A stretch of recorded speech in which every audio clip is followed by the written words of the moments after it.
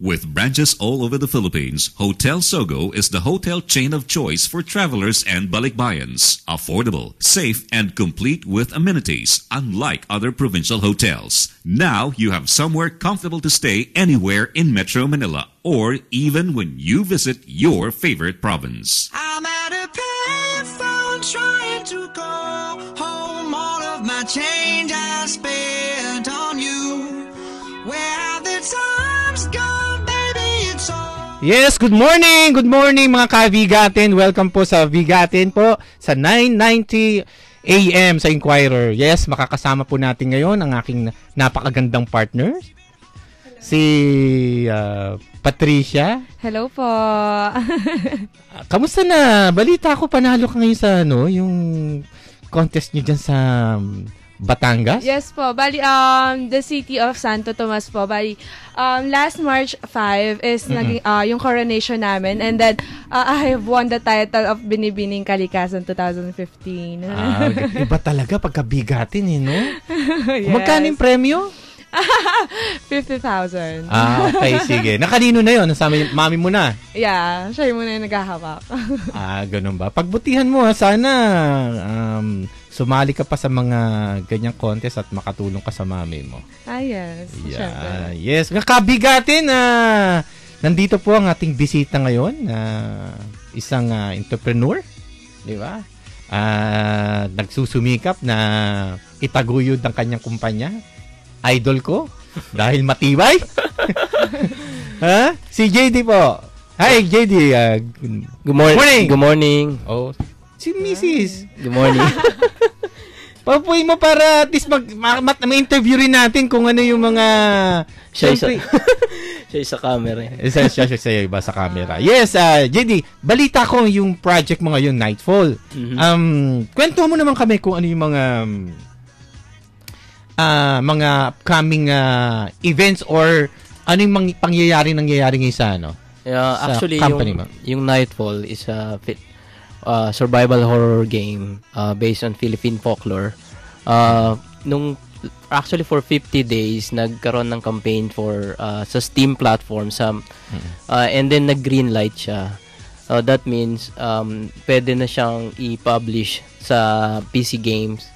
Usually yung mga hardcore gamers ang makakalaro nung game. And then just this week nag-announce na ako ng early pledges within the website. So nag-create kami ng platform to accept pledges within the website para matest din yung support ng mga local gamers at saka mga Philippine-based na Tanong ko lang, speaking of local gamers, mga gano'ng karami tong market na to? Well, actually, nung sa Facebook, nagkaroon ako ng campaign. Bali, pinag-usapan ba natin hindi lang local, international? International, actually. Hindi, sa local lang kaya?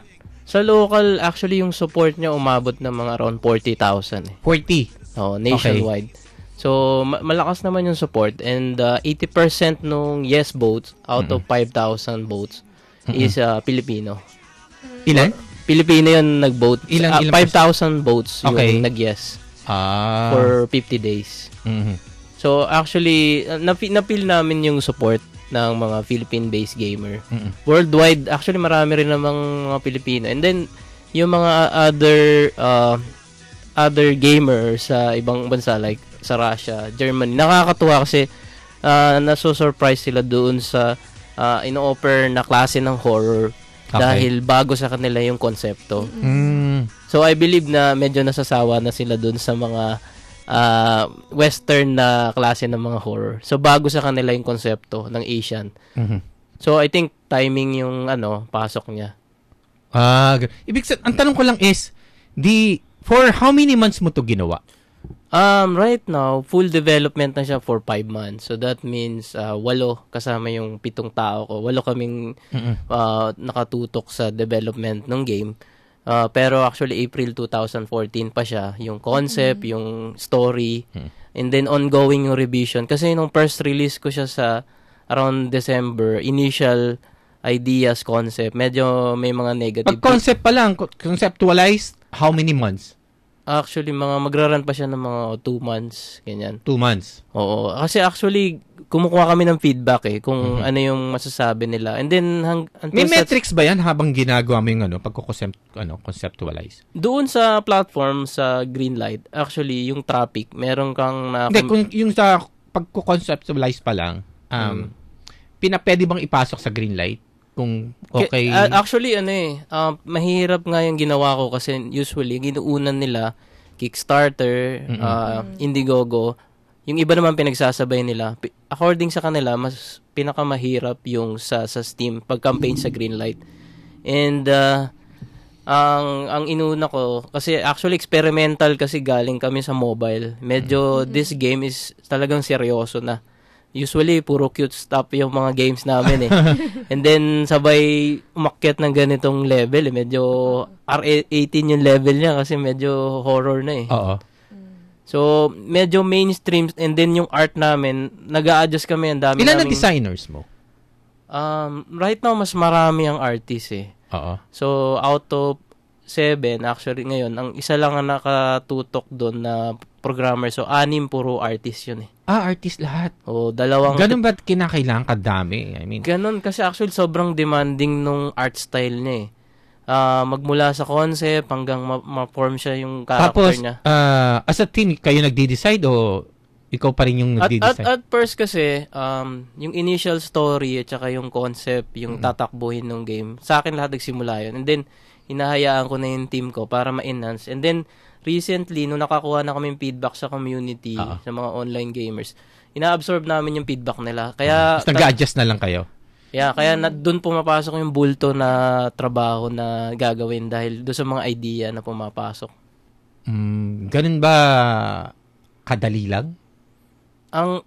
Actually, mahirap siya.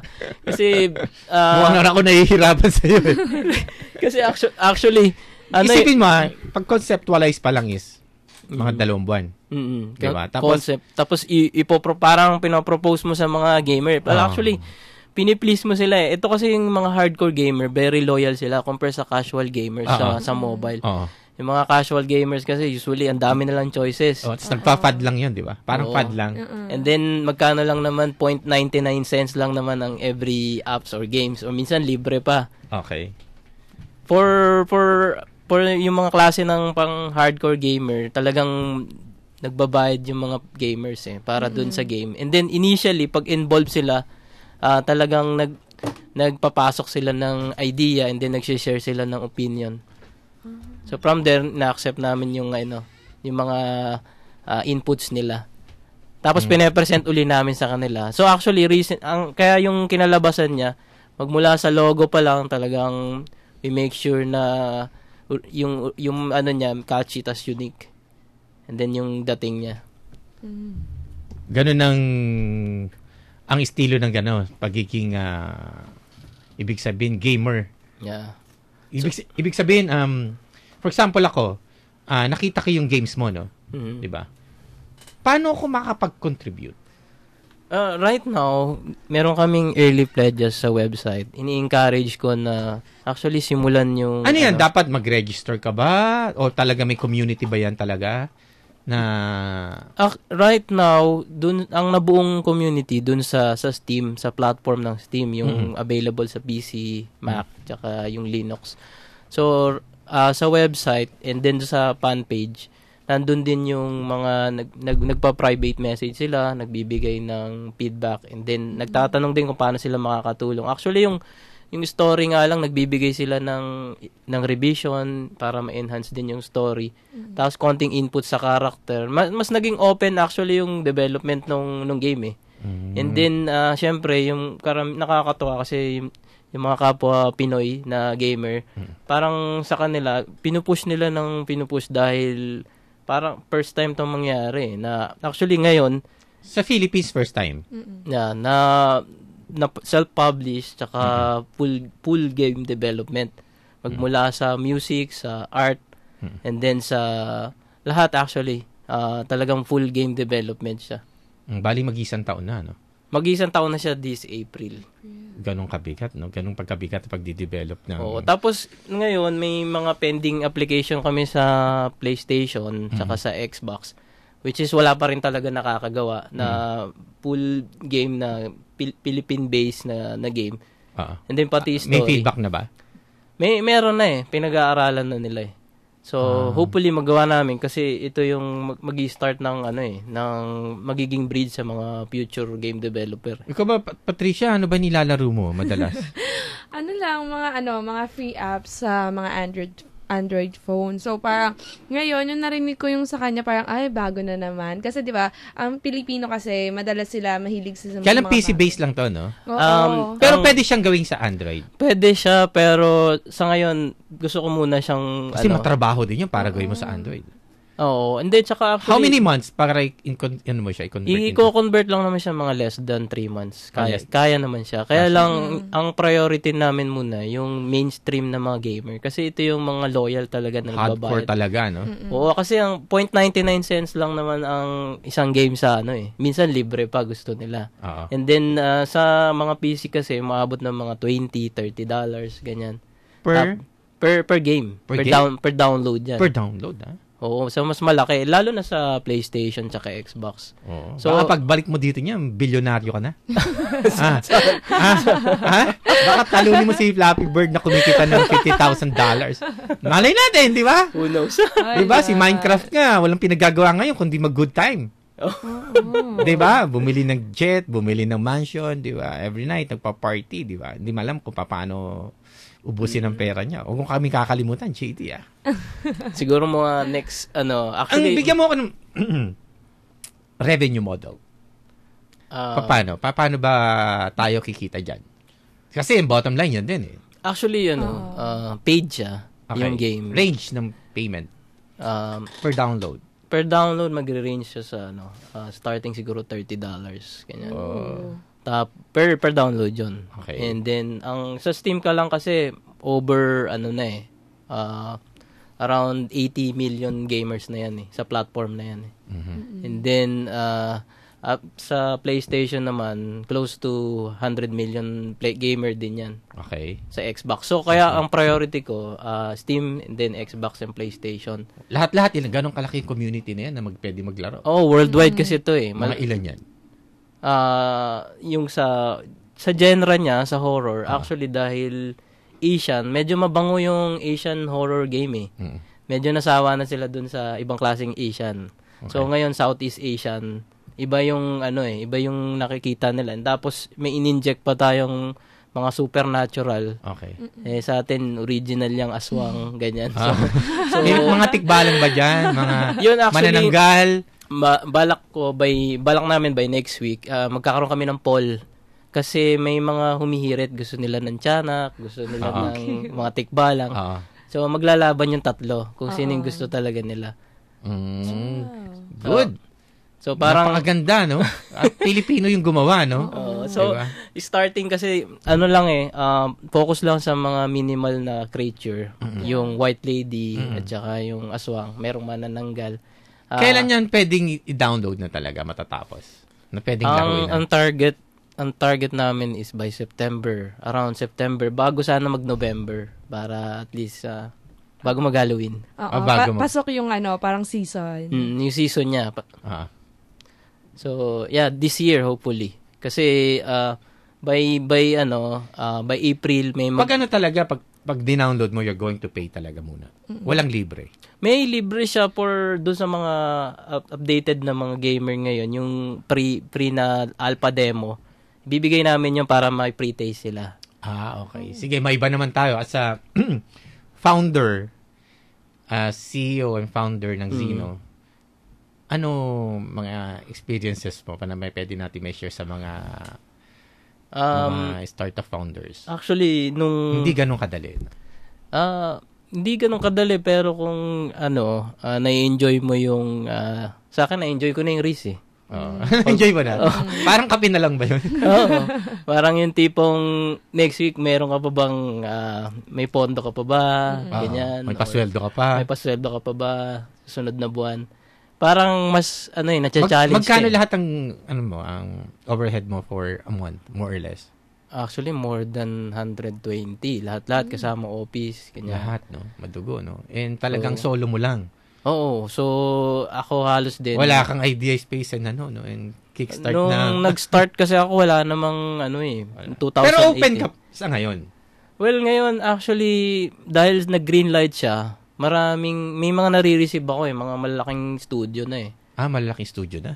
Na nag-offer kung paano nila iso-support. Yan, like yung Sony, nag-offer din sila ng Sony? Oo, dahil sa platform nila. Bigating ka na talaga. Hindi pa naman kasi. Para mag-offer sa Sony. Kasi interest nung na-drive dahil very interesting yung Southeast Asian horror. Are you protected ba? Meron bang mga protection yan? By rights by default kasi copyright na siya dahil naka-broadcast na siya So, hindi na talaga pwedeng gayahin.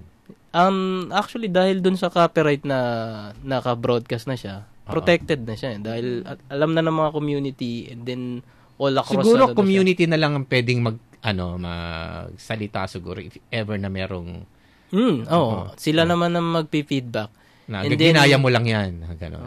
And then, ang kagandahan kasi nun, dahil hindi ko lang kasi alam ko ano yung mga copyright, kung paano are going to copyright that sa US, sa game kasi mahirap Dahil sa dami na nung game na lumabas through time. And then, usually, it varies naman kung name ng game or yung konsepto. Pero, kapag pinag-usapan mo naman in general ang klase ng game na horror, napakalawak na niyan So, syempre, dahil injected na siya ng Philippine mythical creature, medyo iba na yung malayong-malayo na sa kanila. May mga comparison siya ng mga big title like yung mga Silent Hill, ganyan. Pero, syempre, wala naman silang aswang. So, wala rin silang manananggal or kakaibang twist. Very specific naman, Northern Luzon, tapos in our current time 116 years ago. Tapos it offers yung medyo connected sa history ng konti. May mga binanggit ako sa story ng Gumbursa. Kasi merong headless priest doon and then connected yung events. Medyo fictional na minodify ko ng konting history kasi wala pa ako nakitang game na yung based sa Philippine history. So ini-inject ko ng na na-accept naman ng mga western paano gamers. magiging addictive yan sa mga gamers? Well, I think doon sa mga merong may mga usually mga matatakotin. Yun ang catch doon, di ba? Para matatakotin maglaro. Yung mga matatakotin yan yung mahilig maglaro ng mag-discover, manood ng mga horror. Kabaliktaran nga So, I think yung may mga magaganda bang aswang diyan? Katulad nung yung protagonist niya maganda. Ang pangalan niya si Ara Cruz. Ganun ba? Pinoy na Pinoy. Cruz. Kasi meron akong bisita ngayon, talagang maganda. Di ba? Di ba? Wala akong masasabi, di ba? Kamustahin natin naman si April ng CEO and co-founder ng Flip Trip. Kamusta, ganda? Mabuhay. Good morning. Oo. Balita mo naman ako, meron kayong, di ba, you're touring daw sa mga countryside about why online. Di ba? Ano to? Ano tong mga pinagkakaabalahan nyo ngayon? Okay. Kasi pag ang Flip Trip pumunta sa isang bagong province, usually, nagdo-door-to-door kami. Door-to-door talaga? Nagdo-door-to-door Ano yung mga kami. provinces na napuntahan nyo na? Well, aside from, of course, yung Metro Manila, diba? Okay. Meron na kami sa Bulacan, Tarlac, Zambales, Pangasinan, Aurora, and, may isa pa. Nakalimutan ko na. Ganun karami, Kasi Metro Manila yung isa. Okay. Tapos, kakagaling lang namin sa Cagayan. So, kasi usually, pag pupunta kami, door-to-door, tapos ini-introduce namin yung concept ng Flip Trip. And kung receptive... Ano ba yung konsepto talaga ng Flip Trip? So, online travel platform siya. Kung saan pwede ka mag-book ng tours, accommodation, and transportation mo. Tapos parang pwede ka mag-customize, do-it-yourself na travel package. So, kung ano yung gusto mo at kailangan mo, pipiliin mo sa site, tapos ibubook mo everything in one go. Okay. So, ang focus namin, mga off-the-beaten-path destinations, mga non-mainstream, para mas makilala ng mga tao ang iba't ibang destination sa Pilipinas. So far, gano'n ba karami yung nagiging clients nyo? By group naman niya kayo lumakad no? Hindi parate. May mga bumabiyahe ba na mag-isa lang? Sa ngayon, wala pa namang bumabiyahe sa amin na mag-isa. Ang nangyayari yung mga nagko-consult lang sa amin tungkol sa mga route nila. So, pupasok yun sa travel concierge namin. Pero yung mga talagang nagpapabook ng services, mga grupo naman. Groups lahat? Oo. Do you have a minimum number of person per group? No. Wala? No. Kasi kung ano trip mo, yun eh. Okay. Accommodate nyo na lang? Yes. Kasi depende rin naman sa destination kung ano yung ma-accommodate nila. Nag-exit na ba kayo sa pagiging incubating ng Idea Space? So, continuous pa rin yan? Tapos na yung incubation period. Pero, syempre, sumusupport pa rin naman yung Idea Space in any way na kaya nila. Ano na sila may iba na focus nila, of course, na meron silang top 20. Tinulungan na nila kami. Oras na para kami mismo na kaya na namin, nag-graduate na kami. Ayan. So, yung next na batch na, dadating na this month. May how much di talaga yung binigay ng capital, yung initial capital ng Idea Space? In cash, 50,000 pagpasok ng top 20. Okay. And then, sa top 20, may 50 ka na kagad? Yes, pang buo ng prototype. Okay. Tapos, kung mapili ka nung judges, na MVP at yung board of directors niya, yun, top 10 ka na. Okay. So, sa top 10, may 500,000 pesos in cash, and then, mga 1.5 million pesos in kind. So, yun yung What do you mean in kind? Super important yun. Kasi, office space, business registration, yung mentorship, and even nakapag-aral kami sa Asian Institute of Management ng specialized na entrepreneur. Aral kayo doon? Oo. How many months? Throughout the incubation period siya. So, how many months yun? 4 months. 4 months? Yeah. Then free na yun? Yes. As in, that's online or ano? No. As in, dun kami mismo sa AIM nag-aral. Tapos down the road yung office namin sa A-Space Manila. Sobrang ganda. Kasi, pag magsa-start ka pa lang ng business mo, tuloy-tuloy yung trabaho kami ng mga ibang top 10 ng Idea Space, buong araw, buong gabi kami magkakasama sa office. Tapos lilipat lang kami dun sa apartment para umidlip. Tapos talagang sama-sama kami doon. Kung wala yung office space na yun, siguro sobrang iba yung namin. Sa laki ng gastos nyo, no? Oo. Diba? Oo. Tapos kamustahin ko lang itong Y Online na umiikot kayo sa mga provinces, diba? Okay. Ano to? Ano tong konsepto na to? So, yun nga, kasi dati nagda-door-to-door kami. Okay. Hindi namin na-feel na effective siya para magbuo ng community in each province. Kasi hindi enough yung gumawa, yung i-connect mo sila. Mas okay kung mapagsama mo sila, ma-feel nila na hindi sila magkakakompetensya. Sama-sama Sino sila? Yung mga tourism stakeholders. Okay. Mga naggagawa ng tours, ng may accommodation, yung may resort, hotel, bed and breakfast. Kasama ng mga LGUs dyan. Yes. So, pinagsasama namin lahat ng tourism stakeholders. Hindi madali, Hindi siya madali. Hindi siya madali para convince na, anyway, bakit magsasayang ako ng oras, di ba? Bakit ako pupunta dyan? Pwede bang sabihin mo na lang after nung meeting, di ba? Tapos nakita ko doon sa picture nyo, marami din yung umattend, di ba? Normally, ano yung nagiging concern nila? Kasi talagang, ano muna yung reaction nila pagkat nag-invite ka sa kanila? Masaya sila nung in-invite namin sila kasi wala pang nangyayaring ganun. Kasi yung Y Online, it's a digital tourism seminar. Yung pinag-uusapan hosted by Flip Trip. Hosted by Flip Trip in partnership with a local partner. So sa Cagayan, ang local partner namin was the Cagayan Economic Zone Authority. Okay.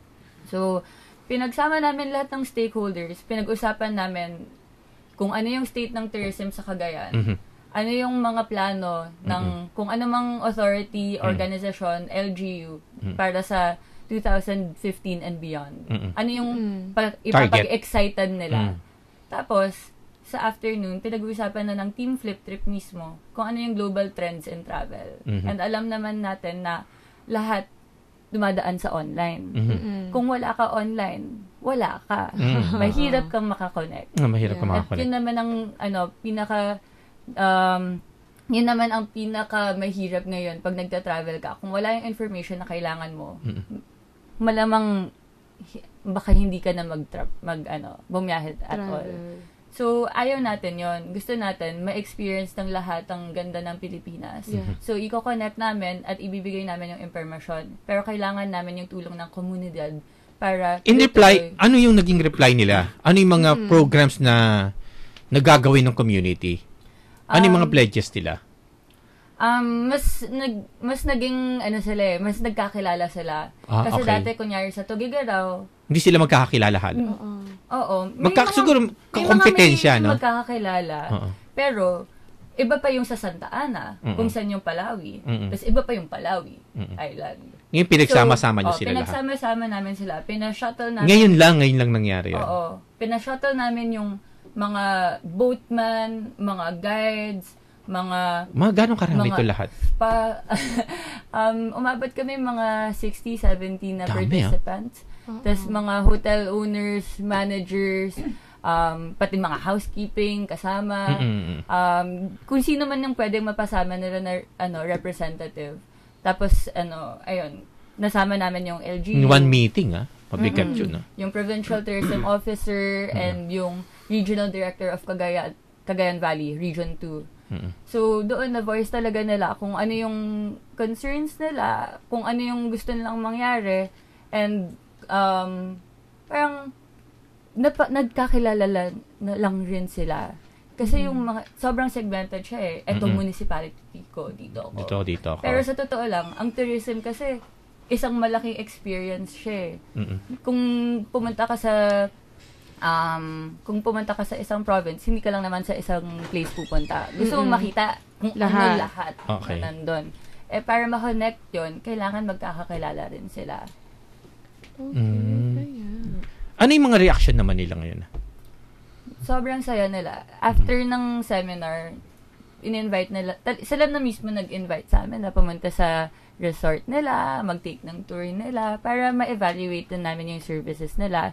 Tapos matulungan namin sila mag-go online through fliptrip.ph. Sa Tugigaraw lang yan? Sa Tugigaraw namin, Stinart. Tapos, umabot kami sa Santa Ana by the end of the trip. By the end of the trip? Kasi yung fliptrip, di ba, platform siya. Sinimplify na namin yung process para magkaroon ng online presence yung mga local businesses and individuals in tourism.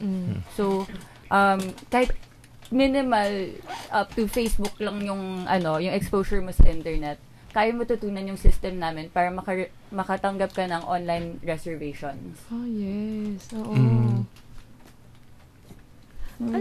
At diba, naisip ko na kasi, diba, nagbubook kayo ng mga hotels. Yes. Ngayon kasi, we're planning to have tour sa Puerto Galera. And, nag-iisip kami kung ano yung price range. Kunyari, nagbigay kami ng price range. Pwede ba yung kayo na lang mismo yung personal na gumawa ng itinerary? Or, pwede rin. Yeah, pwede din. Under siya sa concierge. Okay. So, pag nagbukas kami ng bagong destination, may recommended itinerary siya. Pero kunyari yung Puerto Galera, wala pa siya sa list of provinces namin eh. Kasi Occidental Mindoro siya eh. So, as of now, wala pa siya. Pero may travel concierge service kami na pwede nyong i-contact through any of the contact numbers sa fliptrip.ph or pwede nyong i-email sa travel@fliptrip.ph kung ano yung gusto nyo. So, madaming mga nagsasabi, ito yung budget ko. Tapos, 4 kami. Gusto ko overnight ako sa ganito. Okay lang naman sa akin na hindi siya luxury. Okay na ako sa budget. Basta malinis yung banyo. So, tatargetin namin yung malilinis yung banyo. Yung mga iba, I don't care about the banyo. Gusto ko lang ng matinong bed. May mga ganon. At least, may mga partners na kagad kayo na... Yes. Kasi... Partners nyo ngayon right now, bali from what provinces? Halos lahat ba? Meron na? Halos lahat. Meron kaming offline partners. Okay.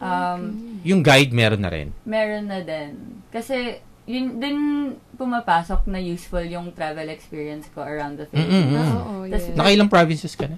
52. Ilan na lang? 29. 20 na lang.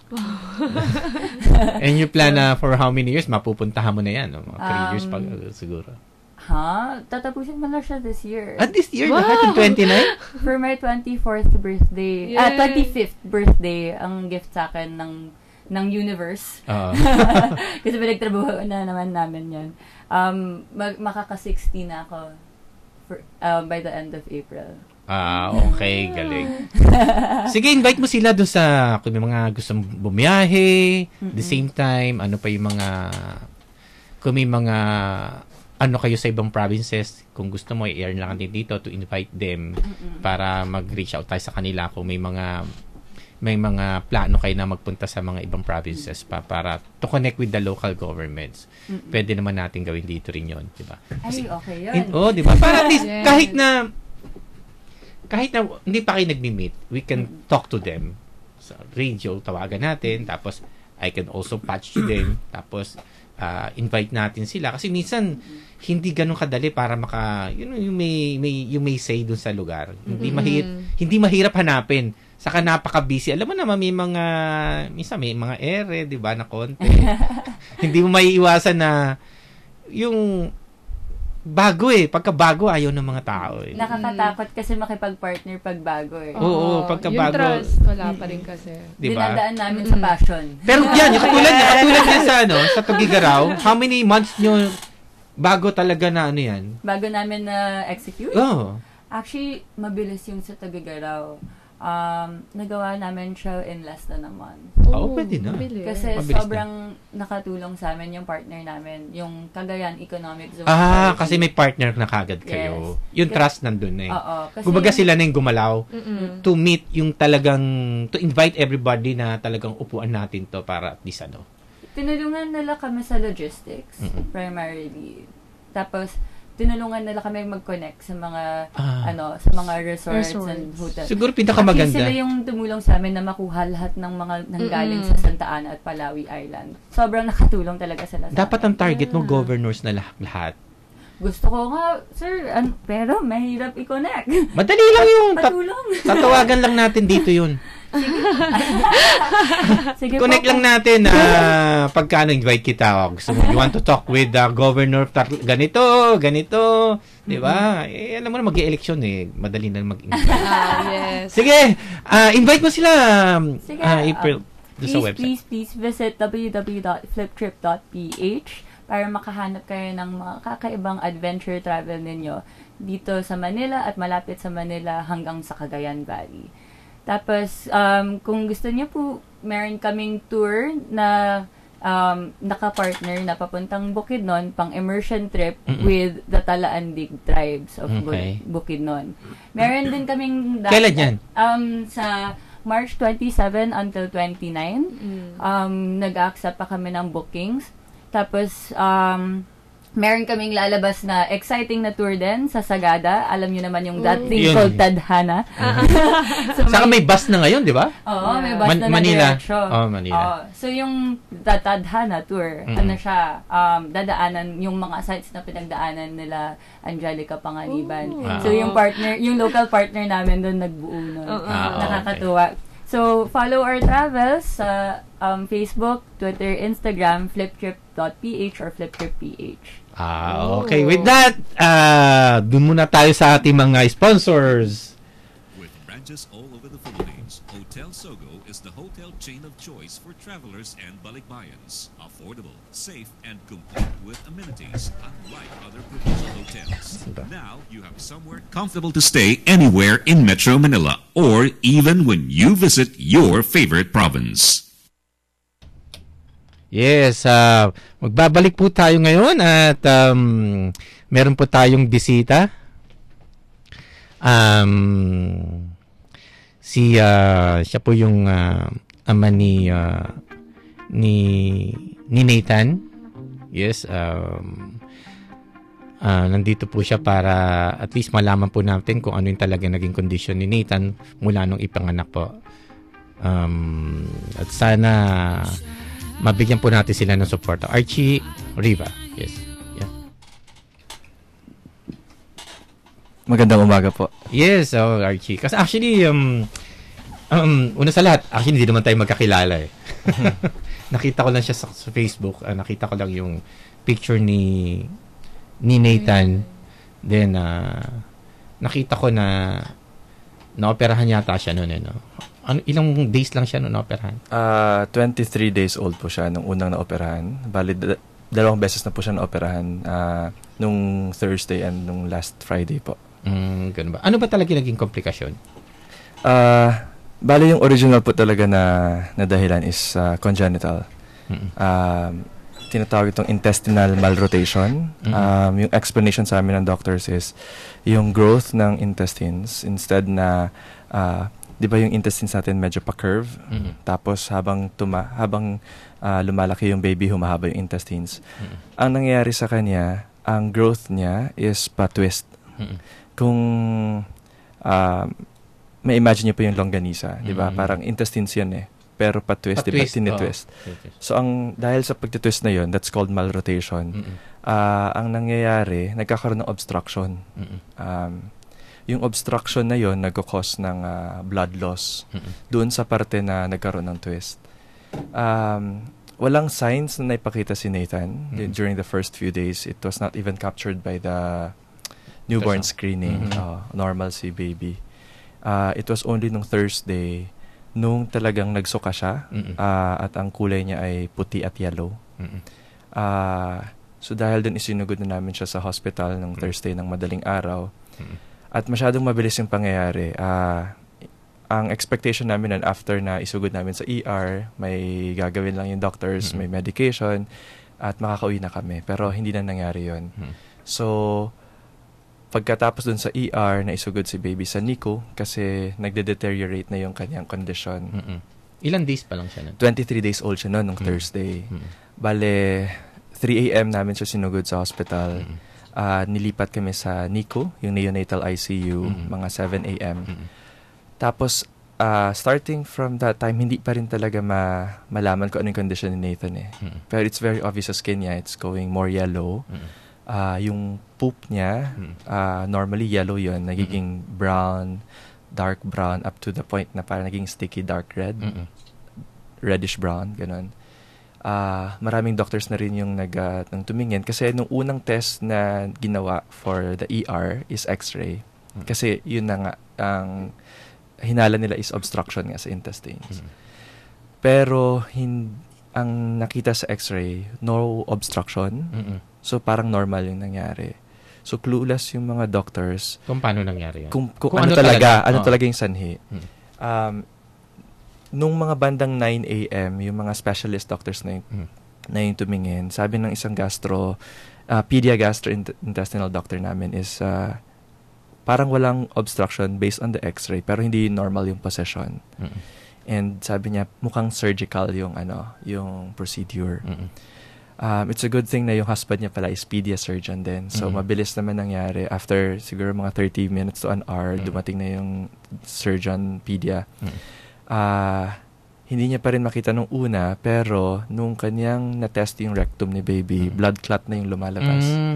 So, dahil sa pagtutwist na yun? Dahil sa pagtutwist. Pero at that point, di pa alam kung nagtutwist ba talaga. So, na-rule out na, kahit di pa namin alam yung cause during that time, surgical na siya. Okay. Bubuksan na yung tummy ni baby. Titingnan natin kung anong... Pero hindi pa sure, di ba? Hindi pa sure. Actually, yung description... Buti pumayag ka.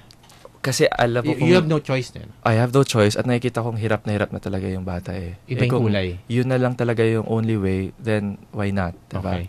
Yung description ng first operation actually was explorative laparoscopy. Laparoscopy. So, ibig sabihin, titingnan pa.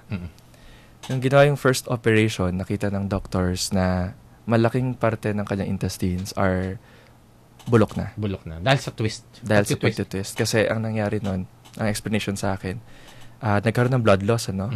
Yung organs natin, pag nagkaroon ng blood loss, mamamatay. So, malaki na yung na-damage sa intestines. Normally, yung length ng intestines is 200 cm for a kid. Ang na-save lang was, right now, 15 cm. 15. So, grabe na. just imagine, a 23-day-old infant, walang kamalay-malay. Okay. And the big question now is, will he ever survive with a 15 cm? Yeah. Everyone is praying. But yung inspiration namin, nakukuha namin sa kanya mismo eh. Yeah. Kasi He's if you have seen fighting. the Yeah, videos yeah. na na-post namin sa Facebook page, he Lumalaban is still talaga. fighting eh. Yeah. Oo. Mas malakas pa nga si baby kaysa amin kasi Talaga. nakikita namin, itong batang to gustong-gusto pang mabuhay. He had the second surgery kasi yung Friday nun, ang gusto kasi ng doctors, wag putulin yung lahat ng nabulok. Meron Para kasing ma-save pa. mayroon kasing parte doon na 50-50 ang tingin nila. The worst case before Nathan, mga 40 cm yun.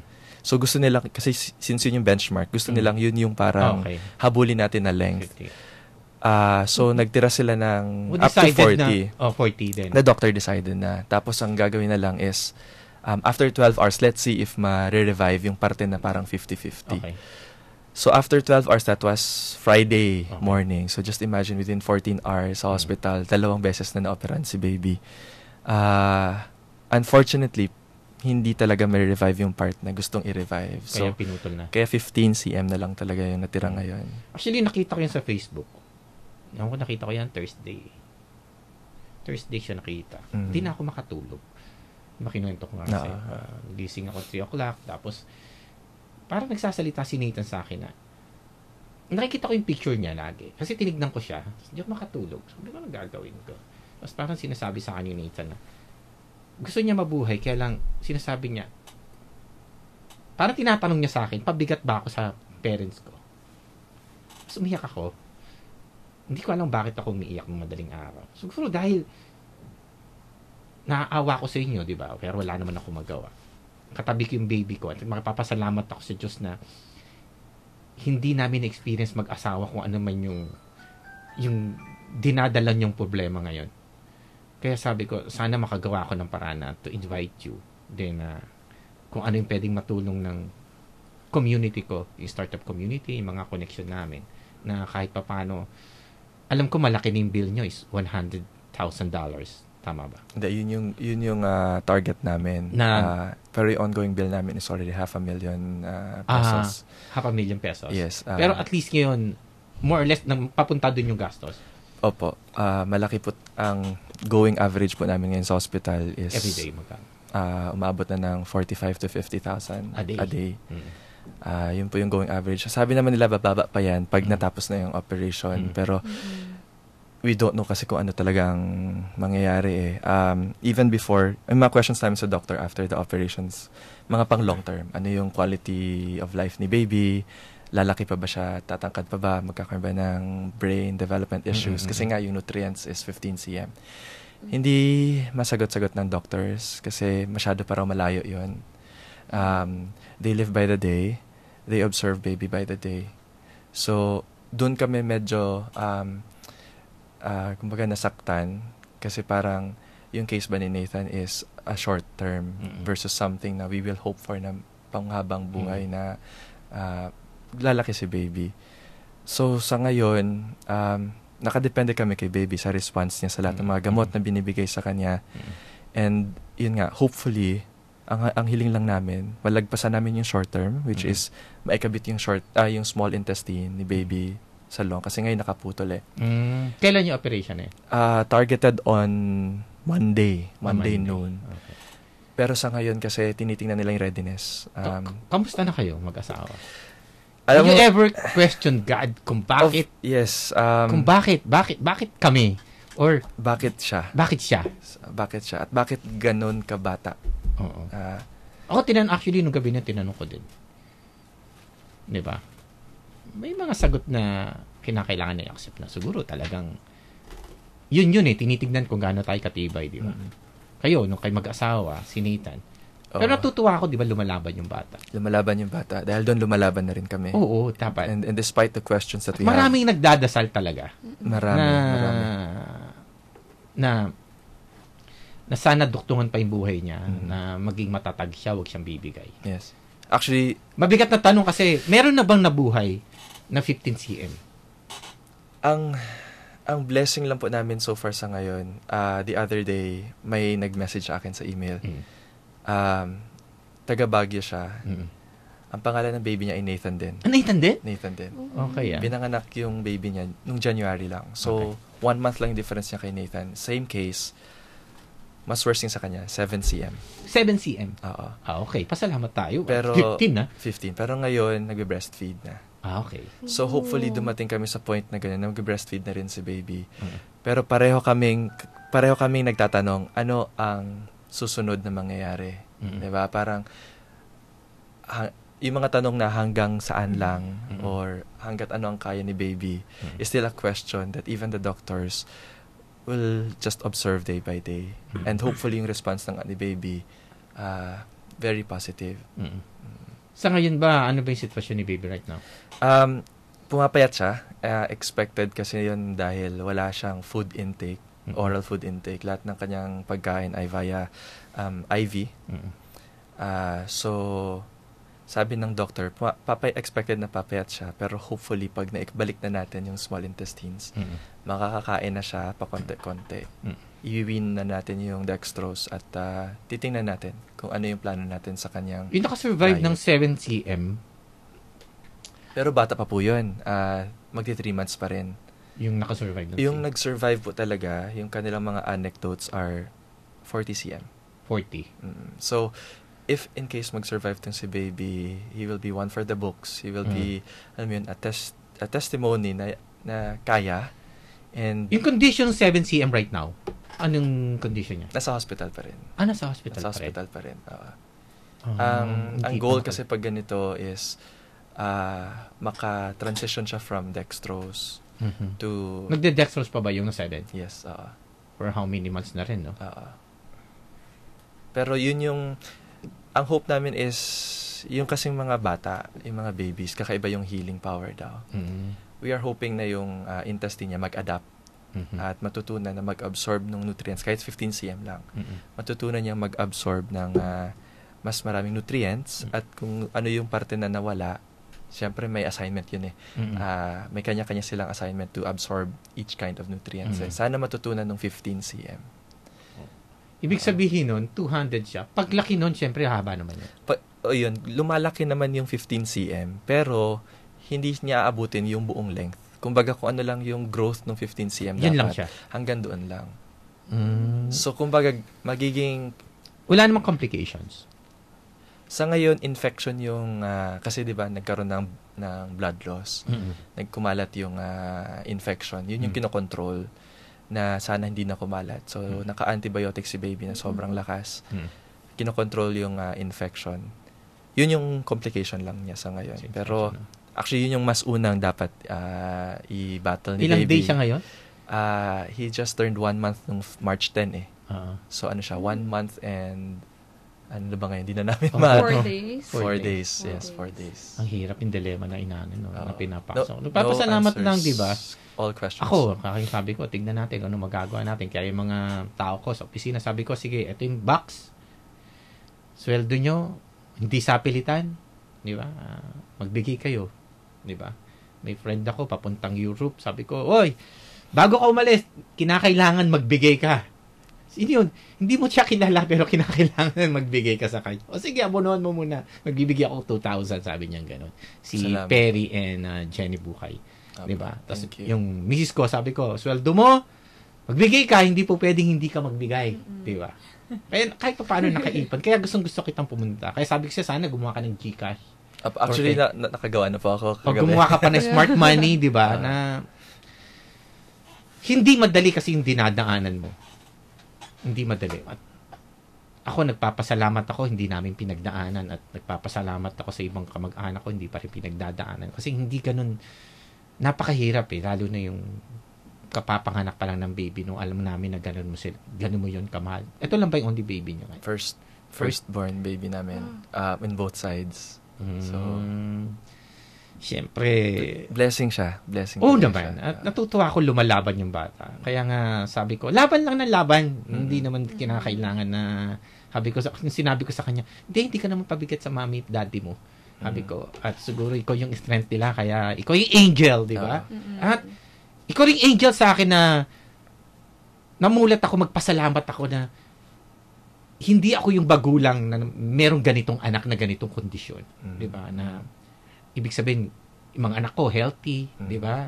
Ibig sabihin, nakakapasyal kami. Hindi katulad nyo, nasa ospital kayo, pinabantayan. Kaya, siguro tayong lahat magpasalamat tayo na hindi tayo nagkakaroon ng ganyang klaseng problema. Siguro pagsubok lang. Siguro kung kinwestiyon man si God, na medyo hindi maganda yung sagot, balang araw, darating din yung sagot na palagay ko tatanggapin mo. At sana kung ano man mangyari, huwag ka pa rin mawala ng pananampalataya. Actually, sinurrender na namin lahat talaga. We lifted up everything sa kanya kasi walang may sagot dito eh. Siya na lang talaga yung bahala. And ang prayer namin, let Nathan be your testament na, prayers are powerful. Kung mag-survive man si Nathan, that means, he defied science.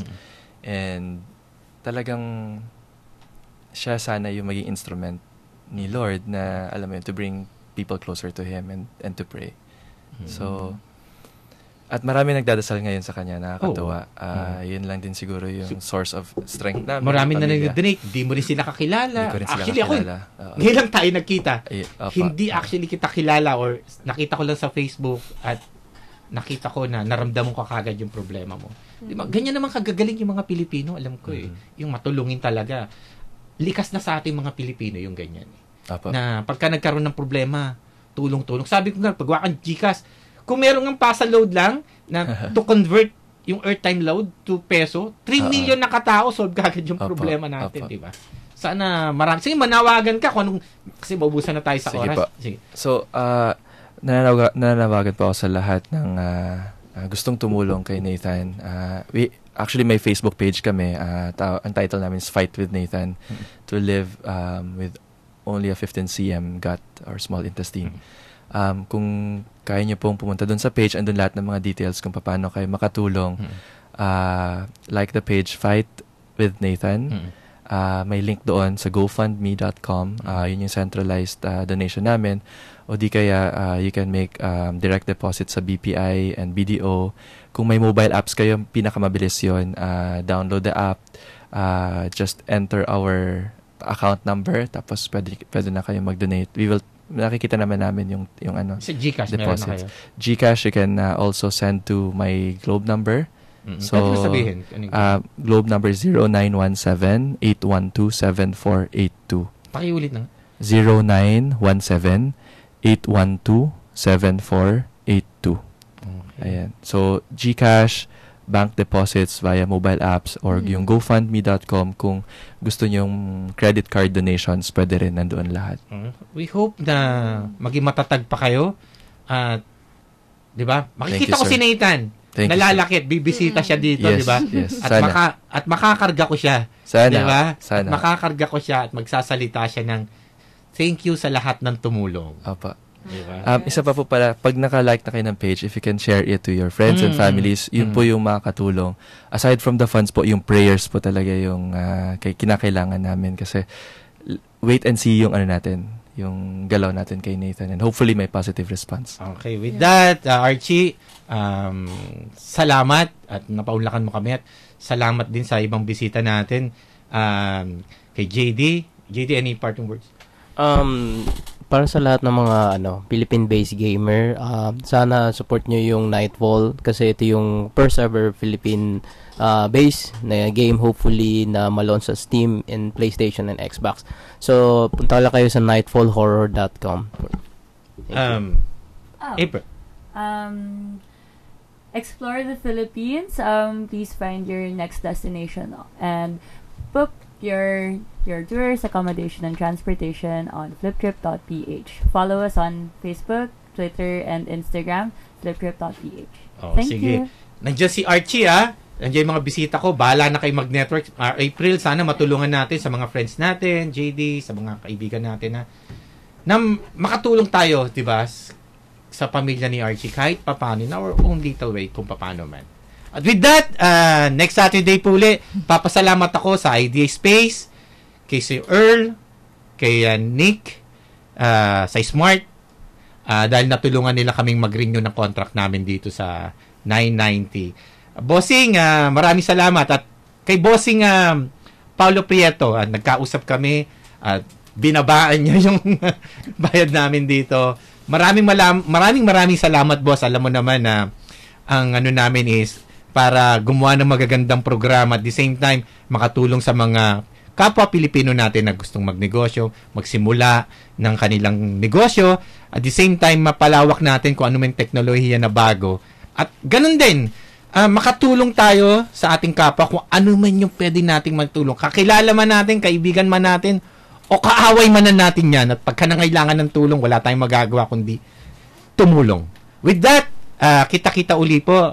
Patricia. Yun. So, thank you sa lahat na nakikinig sa amin. So, Si Miss Tomasino ng Batangas. So, Next yun. Saturday po, kita-kita ulit. With branches all over the Philippines, Hotel Sogo is the hotel chain of choice for travelers and balikbayans. Affordable, safe, and complete with amenities, unlike other provinces. Inihahandog ng Integrated Seafarers of the Philippines o ISP ang Gabay ng Pamilyang